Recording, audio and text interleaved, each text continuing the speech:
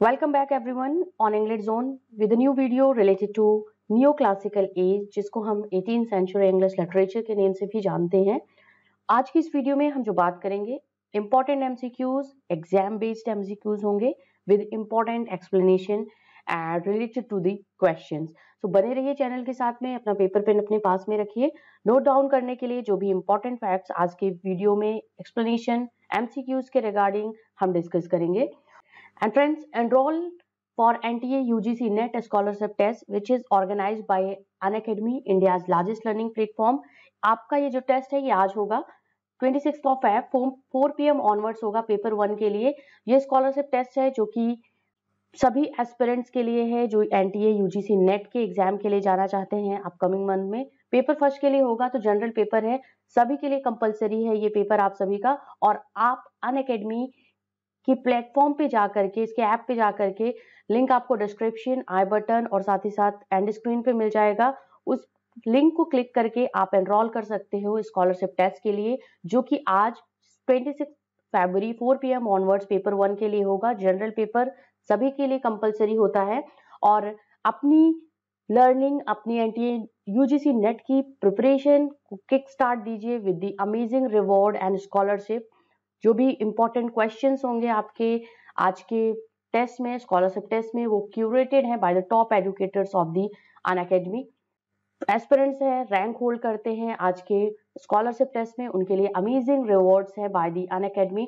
और इसके साथ ही साथ स्कॉलरशिप है, आप जो रैंक के अकॉर्डिंग आते हो तो आपको किस किस तरीके की स्कॉलरशिप मिलेंगी, कितने % स्कॉलरशिप मिलेगी, ये सब कुछ यहाँ पे मेंशन है, आप इसको चेक कर लीजिएगा। और फ्रेंड्स, जैसा मैंने बताया, लिंक आपको डिस्क्रिप्शन में मिल जाएगा, आई बटन और साथ ही साथ एंड स्क्रीन। इसके साथ ही साथ आप मेरे चैनल की कम्युनिटी टैब पे जाकर के भी लिंक वहां पे क्लिक कर सकते हो, एनरोल कर सकते हो। और आज ही आपका एग्जाम होगा 4 PM ऑनवर्ड्स पेपर 1 के लिए, कंपलसरी है सभी के लिए पेपर 1। इसके साथ ही साथ पेपर 1 आपका मेरिट डिसाइड करता है, आपकी अच्छी प्रिपरेशन होती है पेपर 1 में तो आप एक बूस्टअप होते हो अपने पेपर 2 के लिए, जो आपका सब्जेक्टिव पेपर होता है। बिना डिले किए हुए लिंक पे क्लिक करिए और एनरोल कर लीजिए आप सभी लोग for NTA UGC net scholarship test which is organised by Unacademy, India's largest learning platform. तो चलिए चलते हैं अपने वीडियो की तरफ, जिसमें हम डिस्कस करेंगे important questions related to neo classical age. तो सबसे पहला क्वेश्चन स्क्रीन पे रहा, the neo classical era was so named because. क्या रीजन था कि एलिजाबेथन एरा के बाद प्यूरिटन एज का आया और उसके बाद का जो टाइम था न्यू क्लासिकल एज के नेम से जाना गया, जिसको हम 18th सेंचुरी इंग्लिश लिटरेचर बोलते हैं। इसका रीजन क्या था कि इसको न्यू क्लासिकल ही दिया गया नेम? उसका आंसर आपको देना है। ऑप्शन ए है people loved classical music, option B it was a time where writers imitated the classical structure of the Romans and the Greeks, option C है new social classes were created, option D है it was a time when people were very classy. तो answer आपको देना है, reasonable answer देना है इस question के regarding, why new classical era was so named. New classical ही क्यों पड़ा इस टाइम ड्यूरेशन का, आपको इसका आंसर देना है। और जो करेक्ट आंसर है that was option B, it was a time where writers imitated the classical structure of the Romans and the Greek. Option B हमारा करेक्ट आंसर होगा। जब ये टाइम था न्यू क्लासिकल एरा इसलिए पड़ा है, देखियो न्यू क्लासिकल मीन्स क्लासिकल जो राइटर्स थे, जो भी पोएट्स थे, जो भी लिटरेरी फिगर्स थे, उनकी स्टाइल को, उनकी राइटिंग स्टाइल या उसकी स्किल्स को कॉपी करके, इमिटेट करके आप एक नए वे में प्रेजेंट करना, ये न्यू क्लासिकल एरा का जो एक मेन मोटिव था, या आप कह लो उनका स्ट्रेटेजी था, जो भी इंपॉर्टेंट राइटर्स थे इस एरा के। तो यहाँ के राइटर ने इमिटेट करा क्लासिकल स्ट्रक्चर को, उनके राइटर्स, जो कि रोमन एंड ग्रीक राइटर्स थे, लिटरेरी फिगर्स थे, उनकी स्टाइल, उनकी राइटिंग स्टाइल, उनकी राइटिंग स्किल्स को इमिटेट करा है अपने वर्क्स में, and in that way they had also written works. Next important question है, who was famous for using heroic couplet in the 18th century. ये क्वेश्चन इंपॉर्टेंट है, आप इसको नोट डाउन कर लीजिएगा। आपको बताना है हेरोइक कपलेट का यूज 18th सेंचुरी में किसने किया, कौन बहुत ज्यादा फेमस था हेरोइक कपलेट यूज करने का 18th सेंचुरी में। Option A Alexander Pope, option B John Dryden, option C Samuel Johnson, option D है जोनाथन स्विफ्ट। तो इन चारों ऑप्शंस में जो करेक्ट आंसर है वो जल्दी से दे दीजिए। इजी क्वेश्चन है एक, क्योंकि अगर आपने 18th सेंचुरी पढ़ा होगा तो इस राइटर को जरूर पढ़ा होगा और इस क्वेश्चन से आप जरूर फेमिलियर हुए होंगे। तो इसका जो आंसर है that is option A, Alexander pope is the correct answer. And criticism on ऐसे ऑन क्रिटिसिज्म, ऐसे ऑन मैन, ये कुछ इंपॉर्टेंट इनके वर्क्स है, डनसेट, रेप ऑफ द लॉ और ऐसे ऑन मैन एंड ऐसे ऑन क्रिटिसिज्म, इन सब वर्क्स में हीरोइक कपलेट का जो यूज था बहुत ही ब्रिलियंटली और बहुत ही शार्पली अलेक्जेंडर पोप ने अपने वर्क में किया है, and that's why he was very famous for using heroic couplet in the 18th century English literature. Next one we have here, what kind of style did the writers of the neoclassical period try to imitate? अब आप बताइए किसकी style को जो writers थे neoclassical era के वो imitate करते थे। अभी पहले क्वेश्चन में हमने इसकी बात की और इसका आंसर बहुत ही इजी है। देखिए क्वेश्चन पूछने का तरीका चेंज हो सकता है, थोड़ा सा वे इसका चेंज हो गया है कि किसकी स्टाइल को राइटर्स ने, नियोक्लासिकल एरा के राइटर्स ने इमिटेट करने की कोशिश करी है। वो कौन से एज के राइटर्स थे जिनकी स्टाइल को उन्होंने कॉपी करा हुआ है या इमिटेट करा हुआ है? Option A Greek and Roman, option B eastern, option C native American, option C renaissance. तो करेक्ट जो आंसर है ऑप्शन ए है, Greek and Roman writers. Like आप होमर की बात कर लो, वर्जिल की बात कर लो, एंड ये कुछ ऐसे इंपॉर्टेंट राइटर्स थे, ग्रीक एंड रोमन राइटर्स थे जिनकी स्टाइल को, जिनके स्ट्रक्चर, राइटिंग स्ट्रक्चर को इमिटेट करने की कोशिश करी है by the writers of the 18th century या नियोक्लासिकल एरा। सो इस क्वेश्चन का आंसर जो होगा वो ग्रीक एंड रोमन राइटर्स होगा। Okay, option A correct answer है। Next one we have the enlightenment emphasized. Enlightenment का जो एक इम्पॉर्टेंट एक कैरेक्टरिस्टिक आप बात कर लो 18th सेंचुरी की या नियो क्लासिकल एरा की, तो वो क्या एम्फसाइज करता है, इसका मीनिंग क्या होता है एनलाइटनमेंट का? Option A electricity, option B reason, logic and order, option C the force of gravity, option D है इमोशंस, फीलिंग्स एंड पैशन। तो करेक्ट जो आंसर होगा, अगर हम नियो क्लासिकल एरा की बात करें तो नियो क्लासिकल एरा जो था वो हमारा क्या था, बहुत ज्यादा था reason and logic and order पे बेस्ड ऑन था। तो ऑप्शन बी जो हमारा है वो करेक्ट है, क्योंकि इसके पहले हम रेनेशा पीरियड की बात करें तो रेनेशा में आपको जो पोइट्री का अबाउंडेंस मिलेगा उसमें आपको एक मिलेगा एक इमोशंस, एक कोर्टली लव अफेयर्स, इन सब चीजों को दिखाया गया है। बट जो नियो क्लासिकल एरा के राइटर्स थे जो एनलाइटनमेंट की बात करते हैं वो रीजन, लॉजिक और वर्ल्ड ऑर्डर के साथ में अपने वर्क्स को लिखा करते थे, अपने लिटरेरी वर्क्स को लिखा करते थे, और उनके इन वर्क्स में आप लॉजिक, ऑर्डर और रीजंस का अबाउंडेंस देखोगे। इसीलिए इस एरा को age of prose and reason भी बोलते हैं। ठीक है, जो भी प्रोज लिखे गए हैं वो रीजन के और लॉजिक के बेस पे लिखे हैं, कहीं भी कुछ भी उठा के नहीं लिख दिया गया है या कहीं भी किसी भी चीज को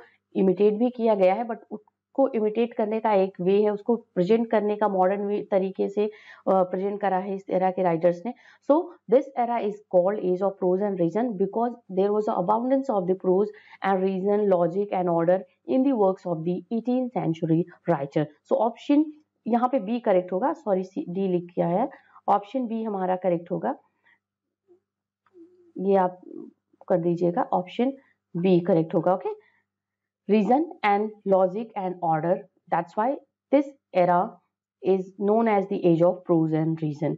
Next we have the English neoclassical period can be divided into what three ages? देखिए नियो क्लासिकल एरा जो था वो एक लॉन्ग पीरियड था हिस्ट्री ऑफ इंग्लिश लिटरेचर में, तो इसको 3 पार्ट्स में, 3 एजेस में डिवाइड करा गया है नियो क्लासिकल एरा में। तो आपको उसका बताना है कि what were these 3 ages that the English neo classical era was divided. Option है restoration age, Augustan age, age of Johnson, option B age of logic, age of reason, age of order, option C है revolution, restoration age and Augustan age, option D revolution, Augustan and age of Johnson. तो जो correct answer है उसका option A है, restoration, Augustan and age of Johnson was the 3 ages in which the English neoclassical period was divided. Okay, तो इन 3 periods में हम neoclassical era को, period को डिवाइड करते हैं रेस्टोरेशन, अगस्टन और जॉनसन के एज में, जहाँ पे ये रेस्टोरेशन है किंग चार्ल्स सेकंड का रेस्टोरेशन होता है। अगस्टस है, किंग अगस्टस के नेम के बिहाफ पे ये अगस्टन एज पड़ा है।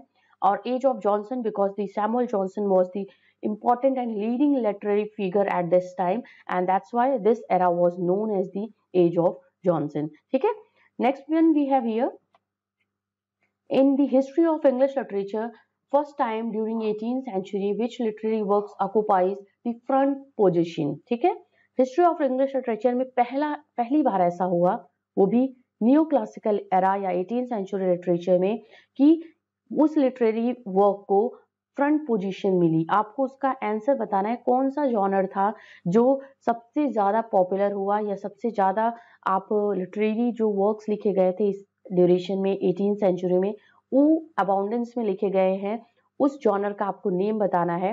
That was novel, that was prose और दैट वाज पोएट्री या वो था ड्रामा। किस जॉनर का अबाउंडेंस था आपको आंसर बताना है इन चारों ऑप्शंस में से। एंड द करेक्ट आंसर अगर हम बात करते हैं, देखिए सबसे पहले क्या था आपका ओल्ड इंग्लिश पीरियड था।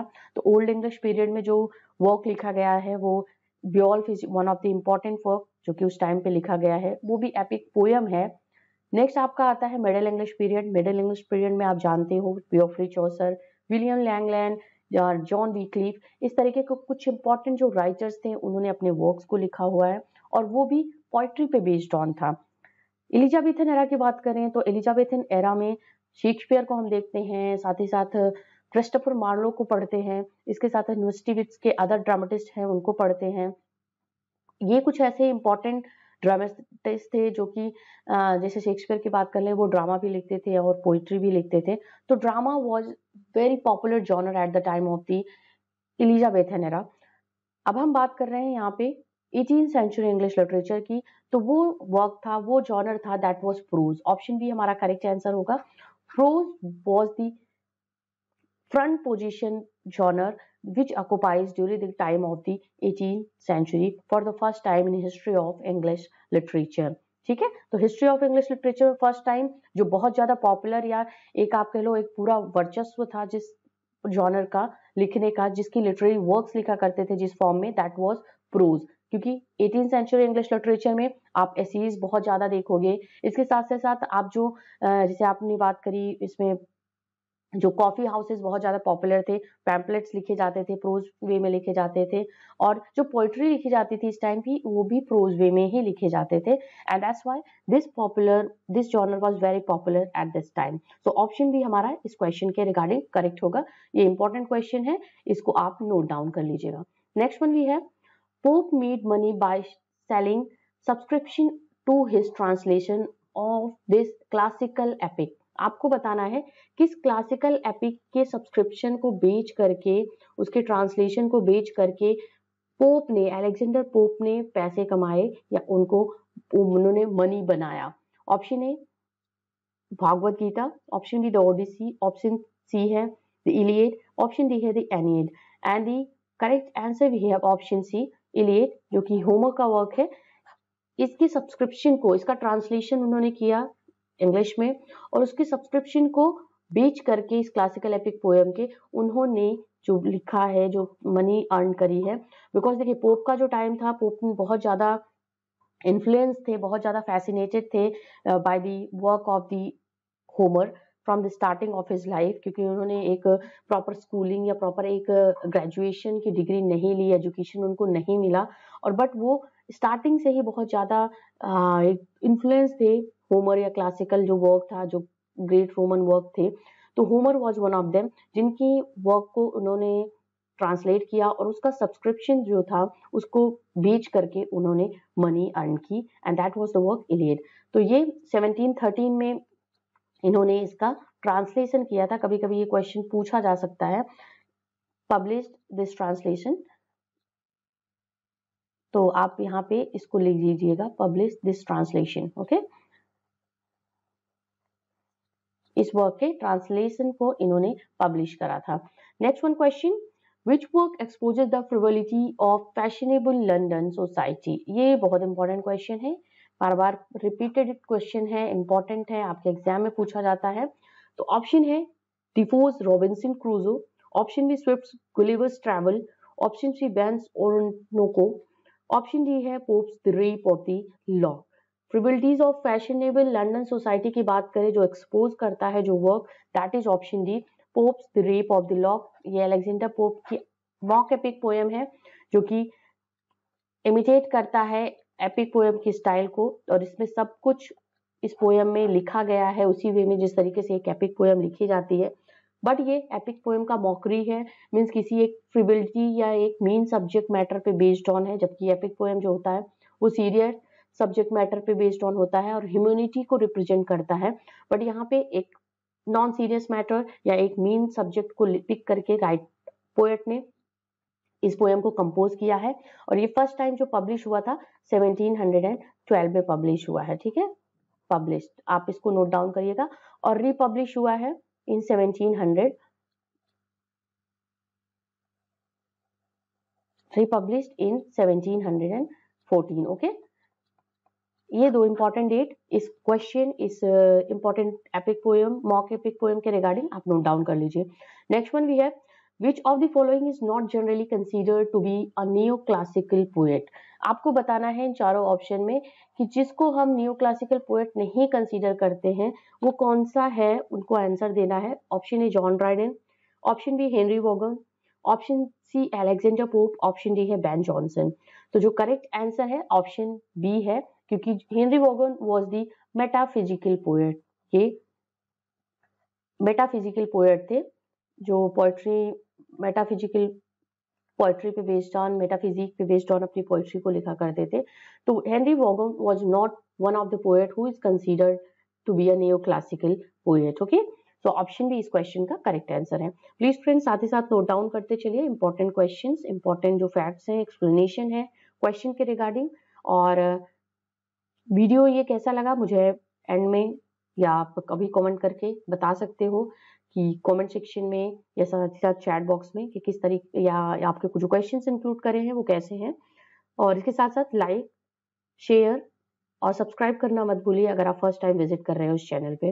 Next one we have here the question, why did Alexander Pope attend an English, why did not Alexander Pope attend an English university? This is the question. Did not means यहाँ पे है, जैसा मैंने starting में भी बताया था आपको जब मैं अलेक्जेंडर पोप से रिलेटेड क्वेश्चन सभी प्रीवियस डिस्कस कर रही थी, तो उसमें मैंने बताया था कि अलेक्जेंडर पोप ने एक प्रॉपर जो एजुकेशन था वो नहीं लिया था या किसी डिग्री को नहीं लिया था, कोई इंग्लिश यूनिवर्सिटी को अटेंड नहीं किया था। उसका रीजन क्या था?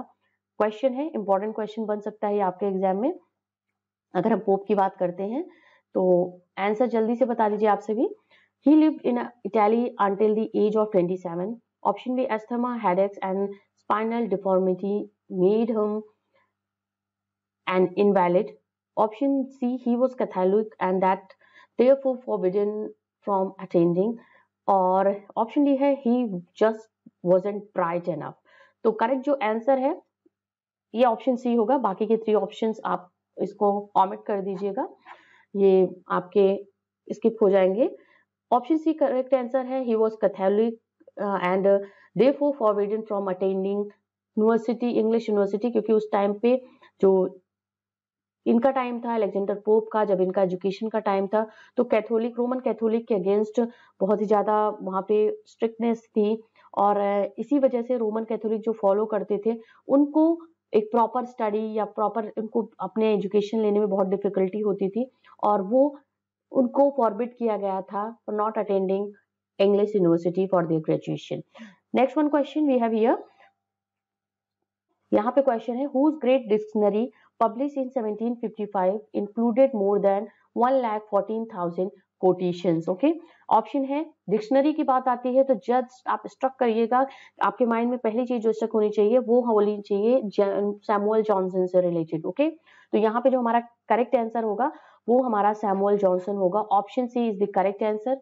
और देखिए इस क्वेश्चन के रिगार्डिंग बहुत से क्वेश्चन और बन सकते हैं जो आपके एग्जाम में पूछे जा सकते हैं, कि पूछा जा सकता है ऐसे कि किस ईयर आपका ये पब्लिश हुआ था डिक्शनरी बाय सैमुअल जॉनसन, तो आंसर होगा 1755। ओके, और या ऐसे पूछा जा सकता है कि which work of Samuel Johnson were publish in the year 1755, तो answer would be dictionary. Okay,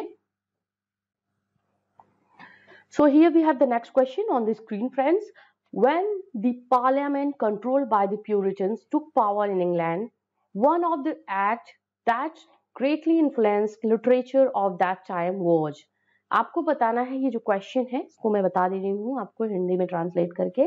ये जो क्वेश्चन है ये रिलेट कर रहा है कि जब पार्लियामेंट्री गवर्नमेंट आई, पार्लियामेंट या प्यूरिटन जो था, पार्लियामेंट जब प्यूरिटन्स के कंट्रोल में आया और उन्होंने इंग्लैंड पे रूल ओवर करना स्टार्ट किया या पावर अपने हाथ में ले ली इंग्लैंड की, तो कौन सा एक एक्ट था जो कि उस टाइम के लिटरेचर को बहुत ज्यादा इन्फ्लुएंस किया था, जो कि प्यूरिटन्स के थ्रू किया गया वो एक्ट था।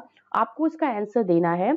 ऑप्शन ए है the closing of theatres, option B the return of the king, option C the king authors dead, option D king to exile. तो करेक्ट आंसर जो होगा वो है, अगर हम प्यूरिटन्स जब भी सोचते हैं अपने माइंड में, प्यूरिटन्स की बात करते हैं फ्रेंड्स, तो सबसे पहला हमारे माइंड में जो चीज आती है वो आती है क्लोजिंग ऑफ द थिएटर। ठीक है, तो यहाँ पे जो करेक्ट आंसर होगा वो हमारा ऑप्शन ए होगा। Closing of the theatres that was happened, that's what done by the Puritans, जब उन्होंने रूल ओवर किया या पावर को टू टेक ओवर किया इंग्लैंड में, तो उन्होंने सबसे पहला जो काम किया कि उन्होंने थिएटर्स को क्लोज कर दिया, क्योंकि उनको नहीं पसंद था कि कोई थिएटर जैसी एक्टिविटीज हो, लोग गैदर हो और परफॉर्मेंस दें जो कि इन्फ्लुएंस करे लोगों के माइंड को, तो ये चीजें उनको नहीं पसंद थी और इसी वजह से उन्होंने, प्यूरिटन्स ने क्लोज करा थिएटर को। और वो जो टाइम था क्लोजिंग का 1642 का टाइम था, व्हेन थिएटर्स वर क्लोज। ठीक है, इन 1642। तो अब आपको आंसर बताना है कमेंट सेक्शन में मुझे करके कि when theatre reopen in England, when theatres reopen in England, ये आपको आंसर देना है कमेंट सेक्शन में। मुझे कमेंट सेक्शन में इसका आंसर दीजिएगा फ्रेंड्स, और इससे आपको प्रिपरेशन भी पता चलेगा कि प्रिपेयर आप हो या क्लोजिंग ऑफ थिएटर से रिलेटेड आपको क्वेश्चंस पता है, उसके आंसर्स भी पता है। मैंने आपको 1642 का टाइम बता दिया जब थिएटर्स को क्लोज करा गया था, और आपको बताना है कि ये किस ईयर में फिर से रीओपन किया गया है। Okay, next question we have here, John Dryden wrote Absalom Achitophel. Who was Achitophel historically speaking? ठीक है, आपको इसका आंसर बताना है कि who was Achitophel historically speaking in Absalom and Achitophel. Option A है king David son, option B जज of Israel, option C Bathsheba's first husband, option D है एब्सोलम्स एडवाइजर और फॉल्स फ्रेंड। ठीक है, तो यहाँ पे जो हमारा करेक्ट आंसर होगा वो है option D. Absalom and Achitophel की बात करें तो that is a work of John Dryden, Absalom and Achitophel, जो कि यहाँ पे पब्लिश हुआ है 1681 में, और ये है एक वर्ड सटायर, वर्ड्स के फॉर्म में ये सटारिकल वर्क है जॉन ड्राइडन का। तो इसको आप नोट डाउन कर लीजिए इस इंपॉर्टेंट फैक्ट्स का।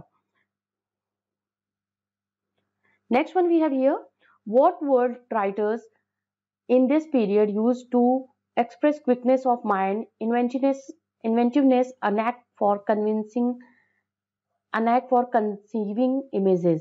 ये आपको बताना है इसका आंसर। what word, इसका आंसर बताना है what word writers in this period used to express quickness of mind, inventiveness and knack for conceiving images. आपको इसका आंसर देना है कि कौन सा वो वर्ड था जो कि एक न्यू क्लासिकल एरा में बहुत ज्यादा पॉपुलर हुआ था, और उसका नेम आपको बताना है। Option one we have here wit, option B metaphysics, option C naturalism, option C गैस्टो।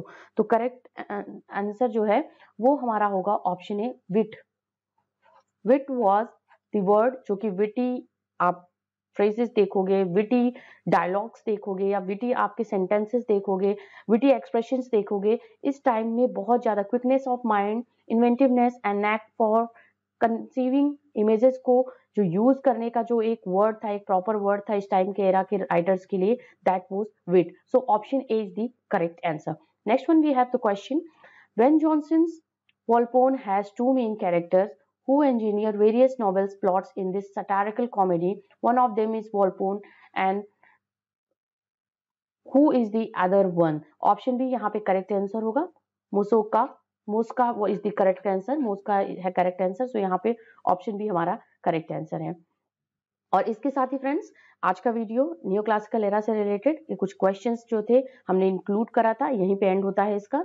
और फ्रेंड्स प्लीज आप Unacademy India largest learning platform की तरफ से जो एनटीए यूजीसी नेट एग्जाम के लिए स्कॉलरशिप टेस्ट हो रहा है, आप उसको जरूर लिंक पे क्लिक करके जरूर एनरोल कर लीजिए आप सभी।